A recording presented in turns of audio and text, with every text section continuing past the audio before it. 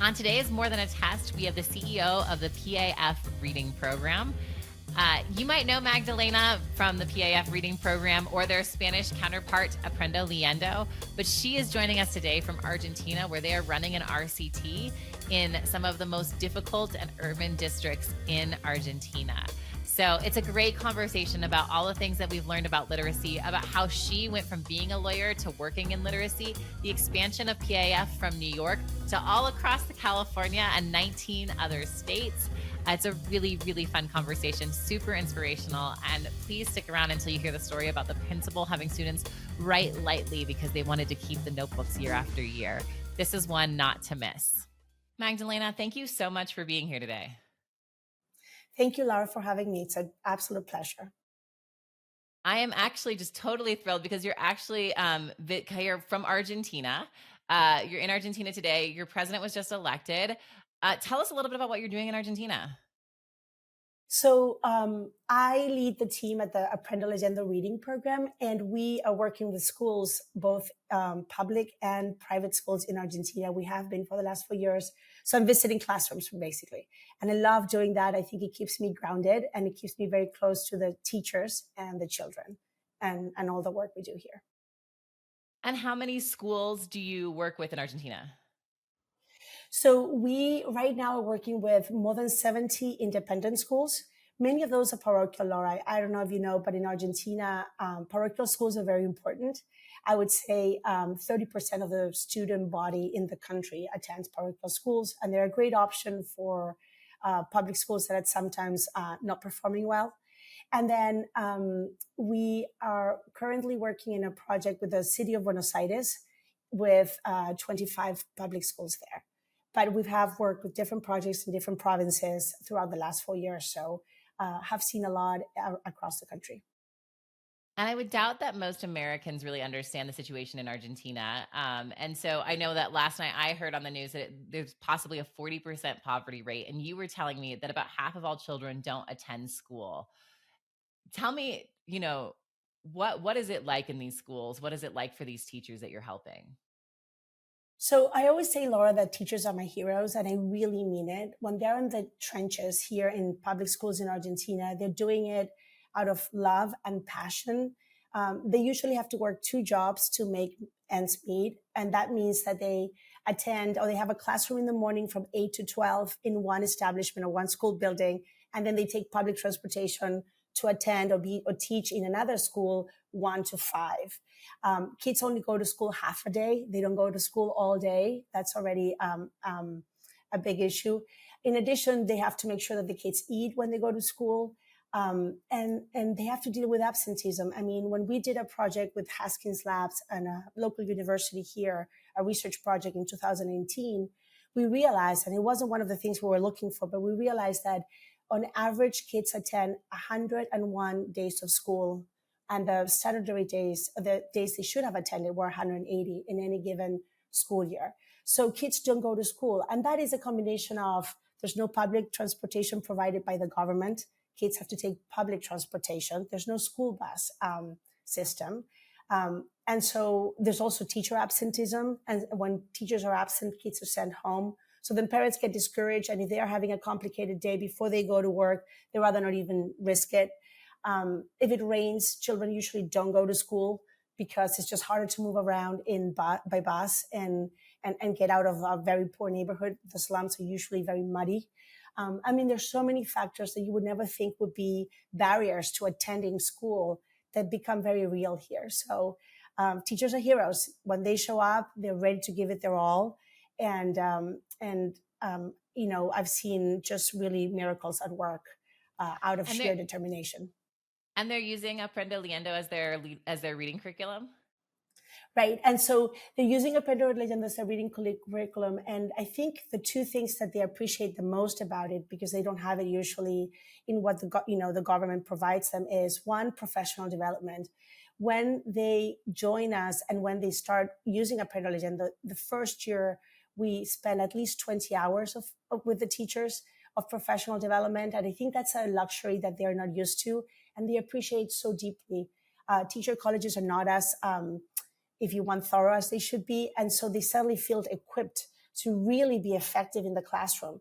These teachers usually have 30 children per classroom and they don't have a co-teacher. So if you have knowledge and some guidance on how to best teach, you suddenly become a lot more effective and you're not dealing with the chaos in the dark, if you want. And then the second thing that they appreciate is that they actually get materials, books and skills books and materials that will help them in their day provide this direct instruction and really meet the students where they are, and personalized instruction as well. So those two things make a huge difference for teachers, and it's wonderful. You should also know that in public schools, especially, Wi-Fi is very spotty, and not just public schools, but there it is. Because they work more than one school, they don't have a desk in their classroom. Everything they carry is in their backpacks with them at all times. So, using technology is a big challenge for teachers as a tool for teaching in the classroom. And so materials, paper materials, it sounds very old fashioned, but it's very effective for them and they truly appreciate it. It's interesting because so much of what you're saying might sound foreign to an American teacher, right? Like kids not having a school bus, for example, or not going to school because it's raining. But this idea of not being equipped with the right teaching materials and professional development is very real right now in the United States because of our flip from balanced literacy to science of reading. So many teachers were not getting what they needed when we were doing, the balanced literacy thing. And so let's talk about what you're doing in the United States, which is the PAF reading program, which I've heard of plenty of times. It's at all of the conferences. Tell us a little bit about PAF and your role there. So things really, this work for me really started with PAF.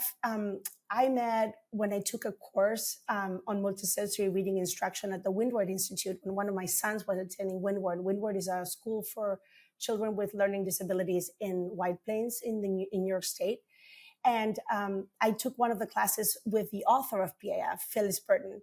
And it was because after I took that class that I realized that one, there was no reading instruction methodology or program in Spanish that had a methodology similar to PAF. So I approached her initially to work in creating and writing a curriculum in Spanish. But once we met and we embarked on that journey, she and I said, you know what, let's just also work together at PAF. And what we did in PAF, it's a program that's been around for 40 years, but we really rewrote it to bring in the latest research, to update the materials so that they're more culturally responsive to the population of children and students and teachers in the United States, and to really have redo the strategic plan on how to reach more schools across the country. And we've started doing that work in 2018. And it's been, the second part of this journey, and it's been fascinating. Most of our fastest growing state right now is California. PAF traditionally was always a program very focused in the tri-state area because that's what the authors were. But the growth in the last few years across the country has been really exciting. And, a lot of it is thanks for the awareness and that is now at all state levels because of Emily Hanford and, the science of reading, if you want, hyper movement. But a lot of it is also because the pandemic made it very clear that we needed to change the way we were teaching reading if we wanted kids to succeed. So it's been a fascinating journey. And I think I would add to that, Laura, that then as a result, once schools and districts that have bilingual programs know that we have a sister program called Aprendo Leyendo in Spanish, that has also been part of the work we've been doing and bringing in together with PAF. Okay, let me ask you a few more things about PAF, and then I want to talk again about Aprendo Leyendo. So there's a couple of things that I think really jumped out to me when I was doing some research on PAF and the schools that are using it. And the first thing that I noticed is on the website, it says that it is scientifically proven as an effective reading program. And I feel like these are words you see everywhere right now.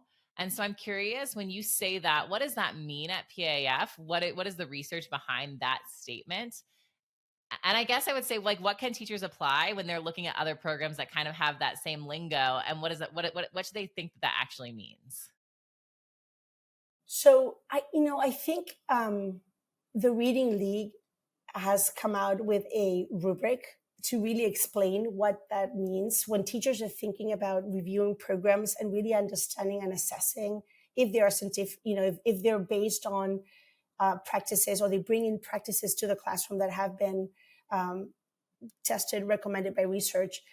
That's a great rubric, because I think, it's not what we say, it's what the Reading League says, or other people or communities that have come together and really thought this through.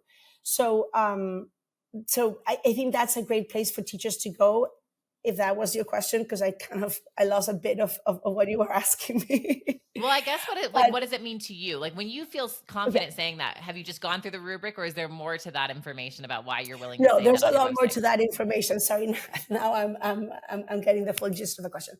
So for PAF, PAF has been used in schools for many years now, and although they haven't had the luxury of doing a randomized control research project like we did for the parental agenda, because we had access to public schools in Buenos Aires, and we can talk about that.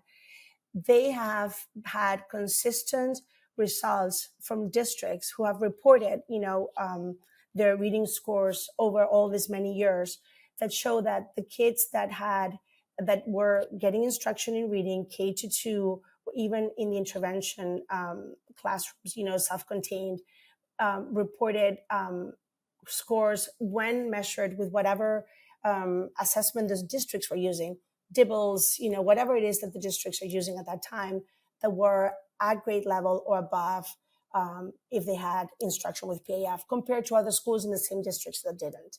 And we have a lot of data. We call it more, Laura, case studies, because they're not, it wasn't a randomized control research project, which is the gold standard.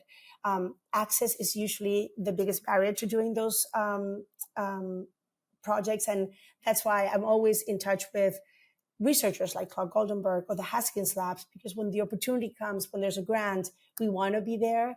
And we are actually working with a project on that hopefully will be wrapping up in a year, and we'll be able to publish results. But short of that, what we have is many, many years of case studies that show that consistent success story for the schools and the children that were in the program versus schools in the same district or state that were not in the program.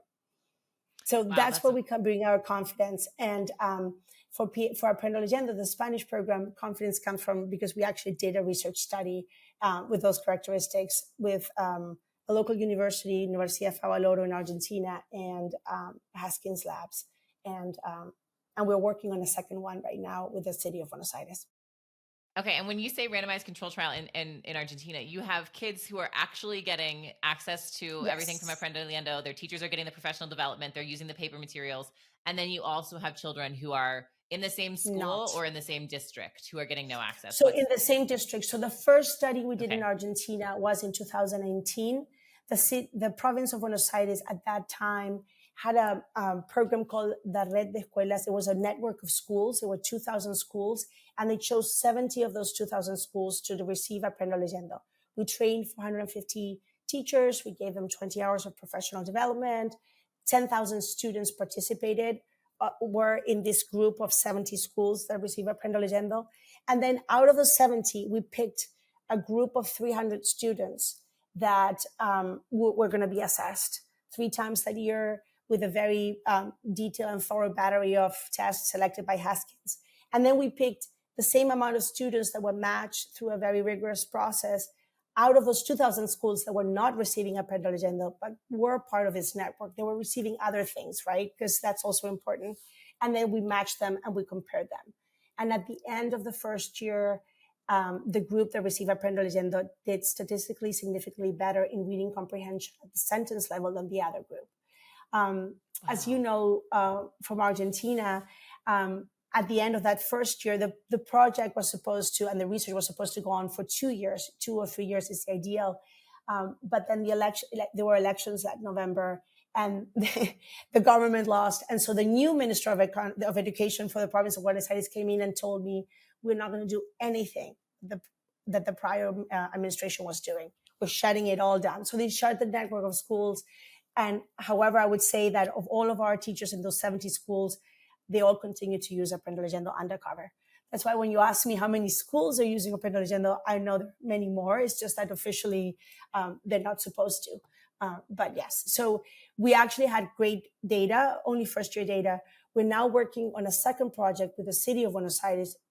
It's a bigger sample. We have 700 kids using Aprendo Leyendo, and we just collected the fourth data for T4. Actually, we're finishing this week. And I'm hoping that the results will be even better just because we got 2 years of instruction, which is usually what it takes. It takes 3 years for a student to get through the sequence in PAF and 2 years through Aprendo Leyendo. And that's just because English is so much more difficult.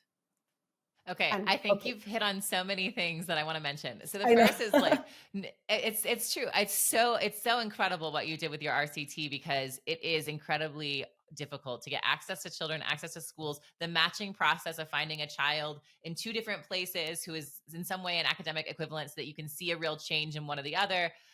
It's just absolutely incredible, and I just want to highlight that is a gold standard and how impressive those results are, and how lovely it is to have you explain it to all of us and to educators who don't understand. Like, when we say randomized control trial, it's like one kid is getting it, one isn't, and in just about every way, there's very like real similarities that make it a fair comparison, right? The other thing that I think you mentioned that I want to ask you about is this government intervention, because again, in some ways it is so foreign in the US. However, in some districts, it is so similar that a new superintendent comes in and everything must leave. Everything goes out. We switch everything out, and it is just tumult for teachers. Is that the same thing in Buenos Aires? Are they just used to it? And what was that experience really like I for you? think it's the same way everywhere, Laura. I think that's a very common trait of people, taking on new jobs and trying to make a difference and leave their legacy. Sometimes it's also ideology. People don't want to, just because of ideology's sake, they don't want to have anything to do with the prior people that had a different way of looking at things. And it's really heartbreaking, because I think that it's not just the children that are left in the middle, right? If something was working and you had better results than you've ever had before, and you could show it, right? Because sometimes, then why toss it just to bring in your new idea, or just to differentiate, difference yourself from, the ideas of the prior Minister of Education? It's just really terrible. But I think it's not just the children, it's the teachers. It's exhausting for the teachers. And I see this happening in the US in every district where we work with PAF. And that's part of the reason why it's so hard to have randomized controlled studies, right? Nobody wants to commit the time. You need 2 to 3 years. You have to have a group of your students that are in a control wait list, right? Because they're your control, maybe the first year, the second. You'll give them the intervention eventually, but they have to, and that's very unpopular for different districts and whatnot. And rightly so. That's why, but at the same time, I think there's 2 things happening. It's exhausting for the teachers. They're constantly adjusting to new teacher training. They're supposed to learn it and deploy it with success the first year. And if something doesn't work, the superintendent is ready to toss it and then bring the next one, or pile up the next one just to solve something that is not being, wasn't fixed quickly and fast and in a popular way the first year. That creates a lot of teacher fatigue and a lot of skepticism from the teachers, because then when you bring something that actually will help them, they just don't have the energy to try it again. So we always say to districts, this is very true on PAF, to the superintendents, if you're not ready to really commit for 3 years, if you're not ready to give it time for the teachers to learn it, time in the classroom for them to deploy it and get used to it and have it under the belt and be successful, even more successful the second year, if you're not going to measure and really pay attention to the data, then don't bother. Use somebody else. We always say that. Or don't pile us up with something that is half working, because it's just bad use of your resources and your time and the teacher's time. And do you have people turn away? Do they say, okay, never mind, it's too much work, we don't want to do the work? Or for the most part, do they hear that and say, it must be worth it? I think for the most part, when you're candid and they are like, okay, maybe they're at least they're candid and honest, and they're not trying to sell us that it's going to be easy and an easy fix. And so I think that creates a lot of credibility for our team. I also think because our team is fully comprised of teachers that either were in the classroom until recently, or they don't know how to, there's a phrase in Spanish where you're selling one thing for the other, selling cat for a dog. They're very honest. And so they just can't, if you want, hide the facts. Either you commit and you make this effort worth it for the teachers, or just don't even bother with us. And we don't want to spend time in your district either, And so I think that creates credibility And then it also creates a lot of confidence from the teachers on us that we understand what they're going through. And that's also a key part of having teachers in our team. We're all teachers. I mean, except for me, I would say everybody else is a teacher in my team. And then the teachers relate to them right away. Every training, every meeting, when they say, I taught in Chicago public schools. Oh yeah, I taught in White Plains. I taught in Connecticut. They just immediately connect. And I think that makes a big difference. I think that definitely makes a big difference for teachers. It's funny. I was recently rereading the old Larry Cuban book, How Do I Fix It? About, change in schools. And one of the first things he says is that creating change in schools takes a lot of risk. And it's risk for the people who have had so many initiatives hurled at them. And I can't get that word out of my head, the word hurled, that so often it is just thrown at them. And I think even the way you're talking about it now of like, this is supposed to be a partnership with teachers, give them time, work with them, is just such a huge shift that I'm sure teachers really appreciate. I also want to hear about one of the things that you really quickly mentioned just a second ago, which is that PAF is a 3-year program. And but Aprendo Leyendo, its Spanish partner, is only 2 years. Can we talk a little bit about that and why it's built like that?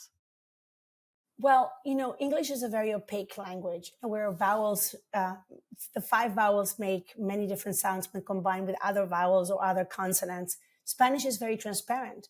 So getting through the skills, the basic skills of the alphabetic code and, grammar skills, syntax skills, morphology, is just so much quicker and easier in Spanish, right? It's also a syllabic language, the Spanish language. So once you learn those vowels, which all make only one sound, which is incredible, and then you know how to combine them with consonants, it's pretty, decoding is easier.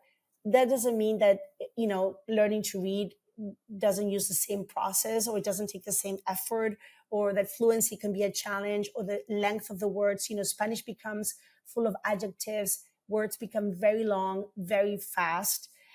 So there's other complexities, but the codes are very, the way the code is built, if you want, is very different. So yes, on a group of students starting with PAF in K will probably get through it at the beginning of 3rd grade or at the end of 2nd grade, depending on the students. And we also say you have to pace instruction on where your students are. You can't, building on quicksand is not what we're hoping for. What we're hoping for is very solid foundations. And so we teach teachers how to really, well, we're constantly assessing too, but also teach teachers how to really understand that and pace the instruction accordingly.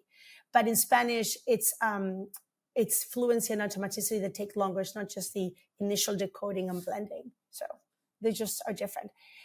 I was talking to a teacher in Texas recently, and she was telling me how some districts are trying to say, okay, if you're teaching the short sound of the letter A this week, you do it in both languages at the same time.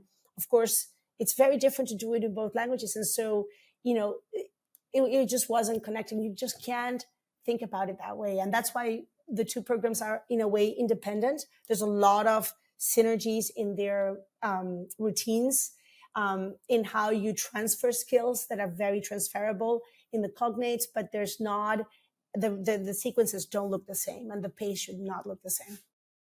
So at one point in my career, I taught bilingual kindergarten. And the story that I always tell to my engineers when I'm talking about this is when I walked in on my first day to teach, half in English and half in Spanish. And I was the only kindergarten class like that. We had an all Spanish class, we had an all English class, and then we had my little whatever it was.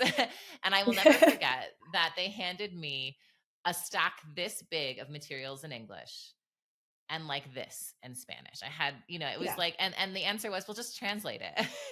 And I was like, I don't think it really works like that, but we'll see what we can, we'll work it out. When teachers are, I think I heard you say in California, people are using both programs. Are they feeling like they're getting real resources in both, equivalent and exact, and what they need, even if it's not the same?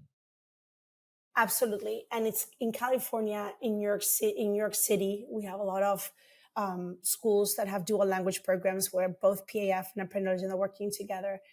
I think the research is pretty clear that there's a benefit for native Spanish speakers, for example, to learn to read in their native language at and simultaneously learn to speak and read in the second language that they're learning, in this case, English. So that is unequivocal. Where I see the challenge, Laura, is not just in the materials, which I do think that teachers, that's one of the big reliefs when they see both Apprendage and the PAF. They're like, oh my gosh, this makes sense. And I'm feeling as equipped for both. But the big question for me is, what is the best model, right, to bring to the classroom? Should everybody be doing Spanish and English on the same day, so that you structure the day, so that in that kindergarten class you have a block of LA in Spanish and a block in English, and then you coordinate them so that you're not doing handwriting in both, because that's not necessary. It's the same alphabet, but it really makes, in a way, it makes sense. Should they be doing every other day, which is what most schools that are in a 50-50 program do? And I'm not sure that's the best model. I've seen schools do every other week a different language. And that is also a huge challenge when you're in kindergarten learning to read in either language. If you take a week off from one language, the week when you come back is like coming back from vacation. So that's really hard for teachers. So I think we still need to do a lot of research in the US on which bilingual model for implementation model is the most beneficial to students. I think there's no discussion of whether learning both languages is beneficial, but how do you bring it into the classroom is still, I think, very debated. And I see many different models across the country.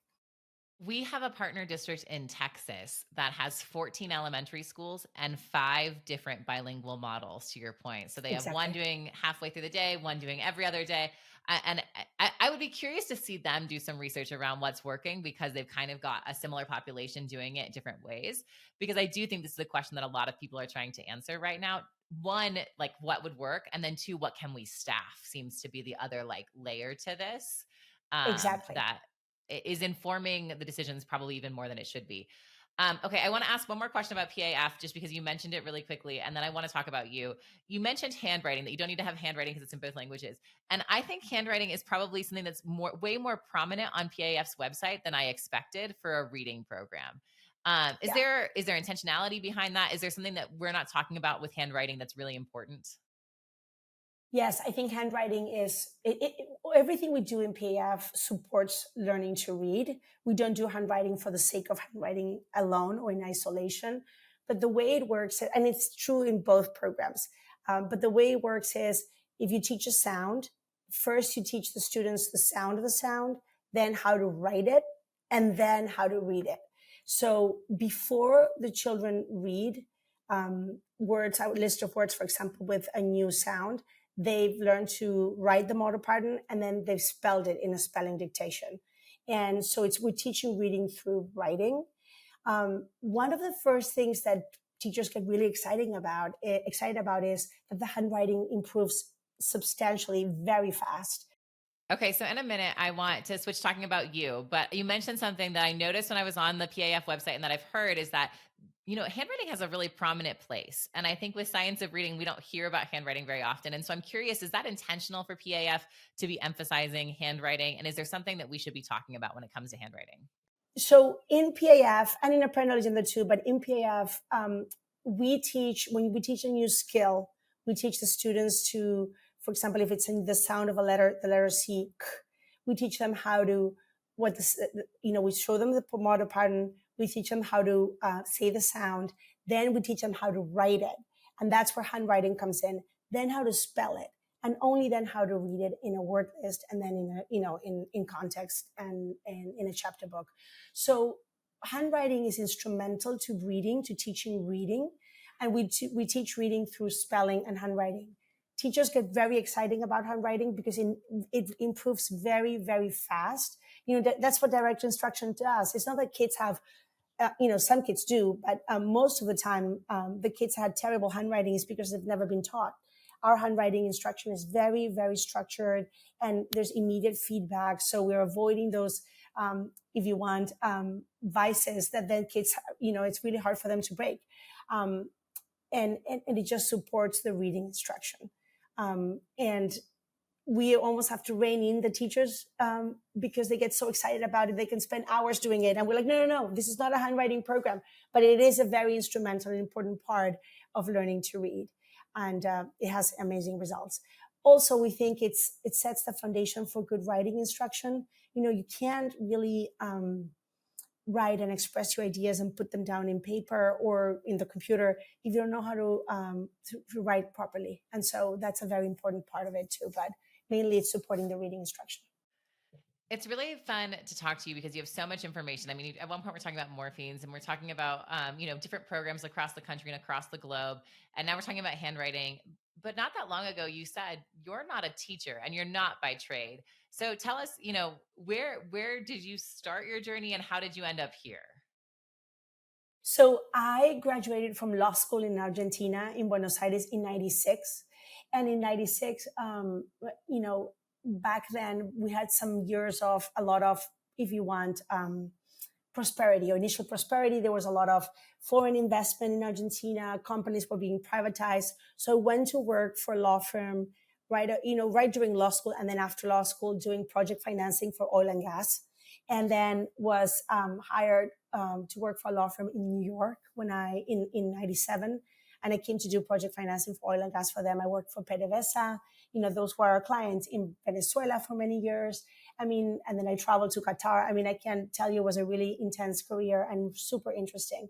I sat for the bar in New York as well, went to law school just to do some equivalences here to Columbia University.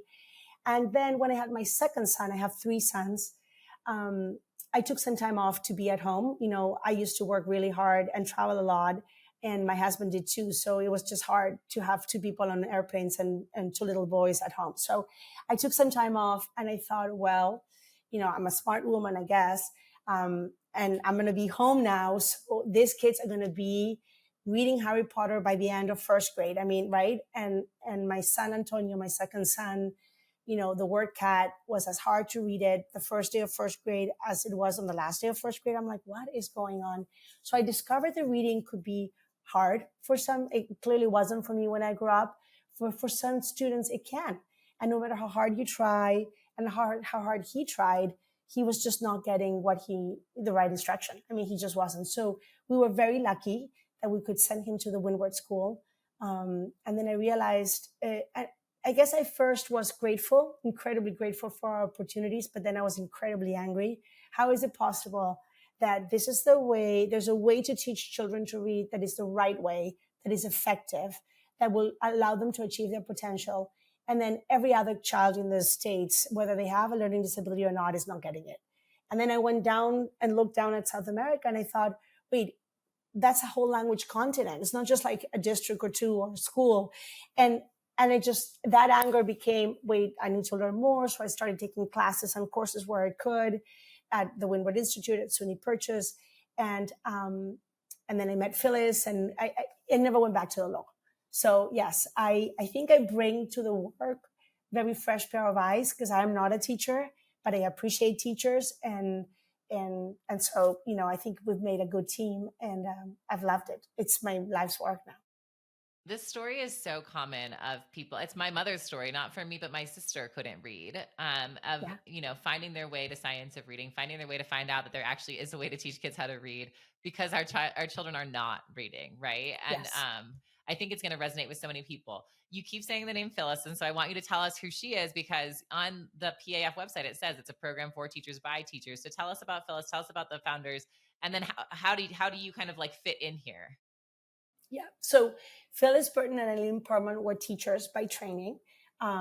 They were teaching in different schools. They taught in different school districts, public school districts in Wilton, Connecticut, but they met in White Plains, in the White Plains School District.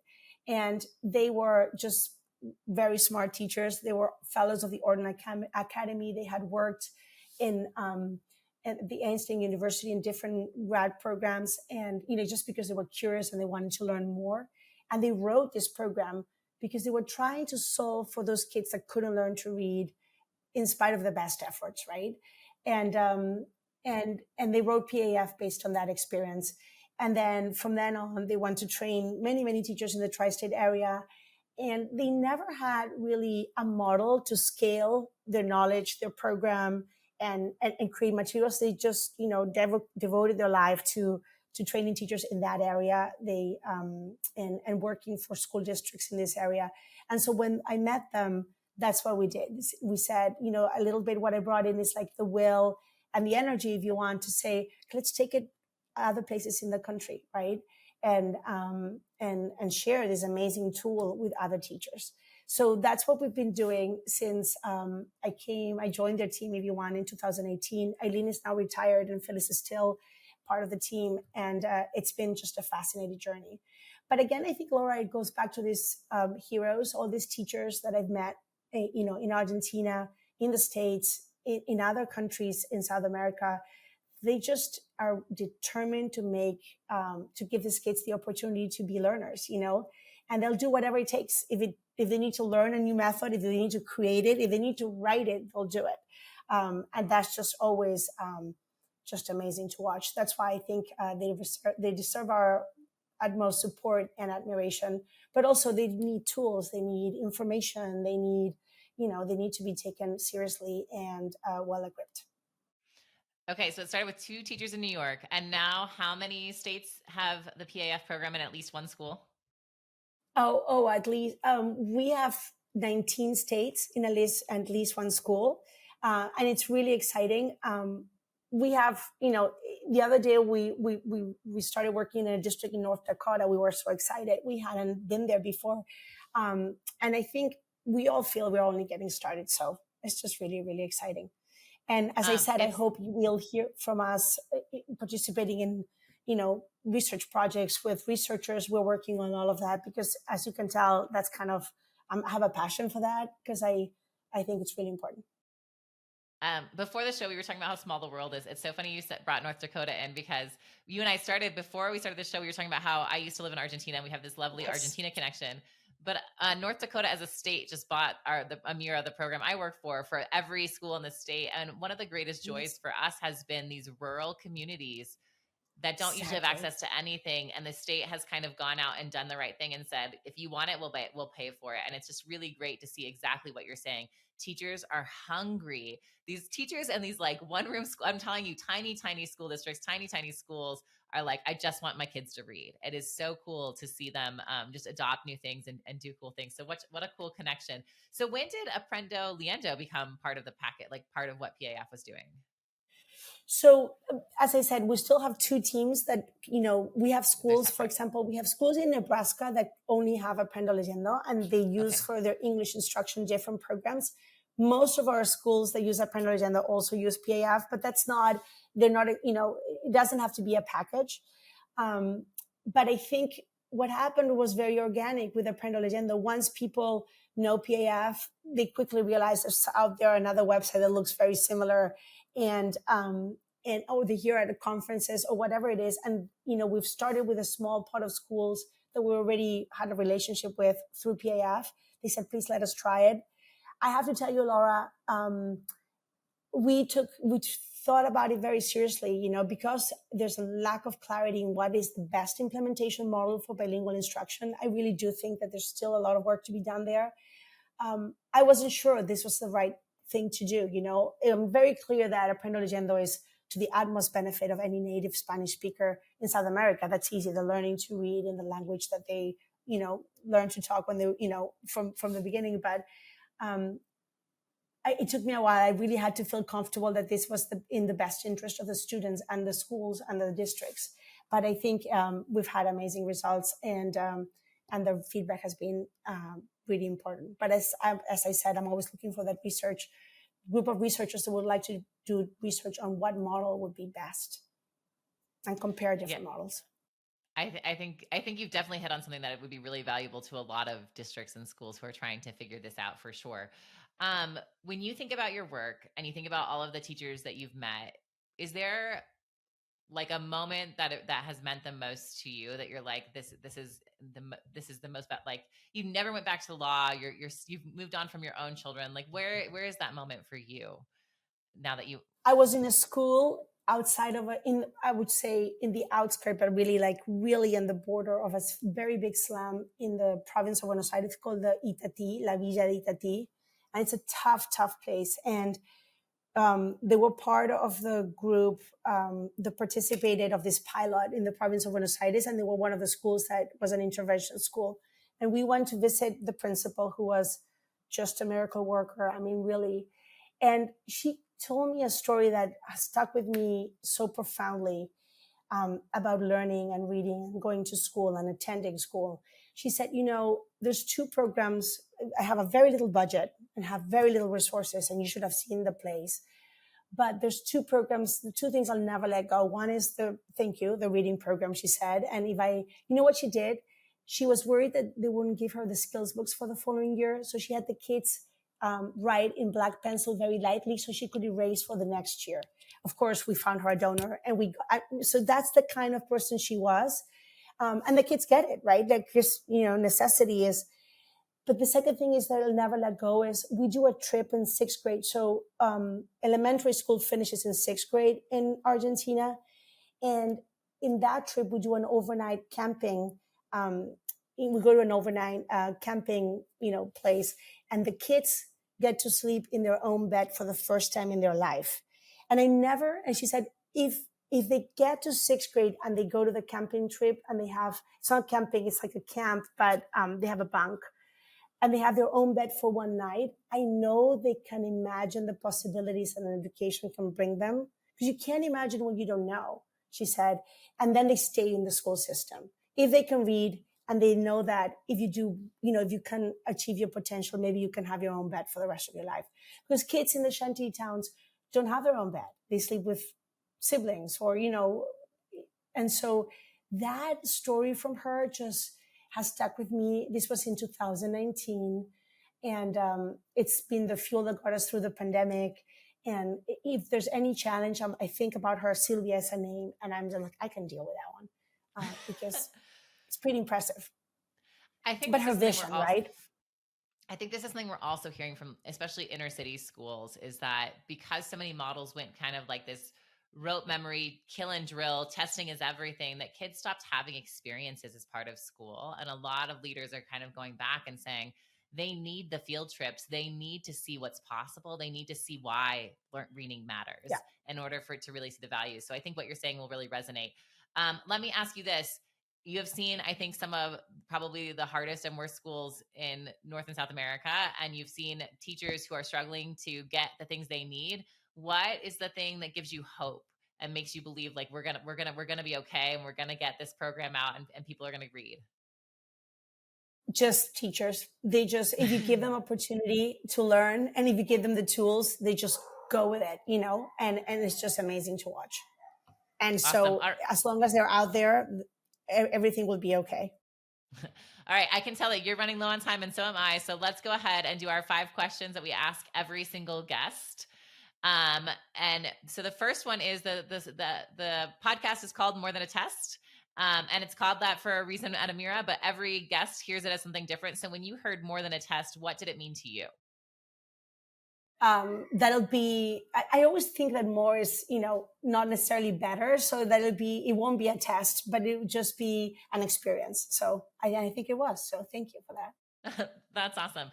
We ask everyone to tell us a lit moment. So a moment of you in a book that changed your life, or is your happy place, or something that you go back to. Can you think of a time that you were with a book that was really meaningful for you? So in 8th grade, I read To Kill a Mockingbird. I was in school in Argentina, and somehow that was the book chosen in English by our English teacher. And it changed, I think, my life about reading, because it gave me a window to a culture and a history that I didn't really understand about the United States, and to empathy, I think.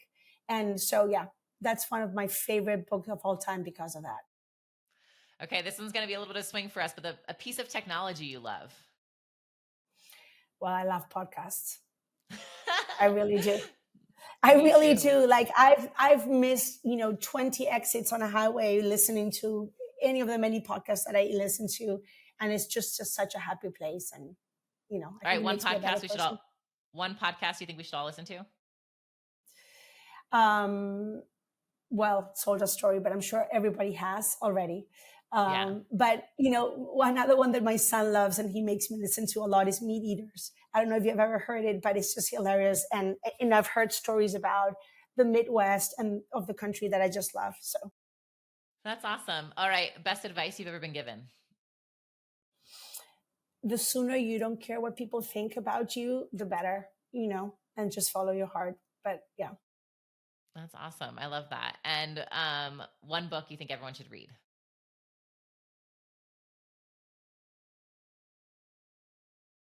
I lost the last one, Laura. Oh, I'm going to ask it again because I couldn't hear you. One book you think everyone should read?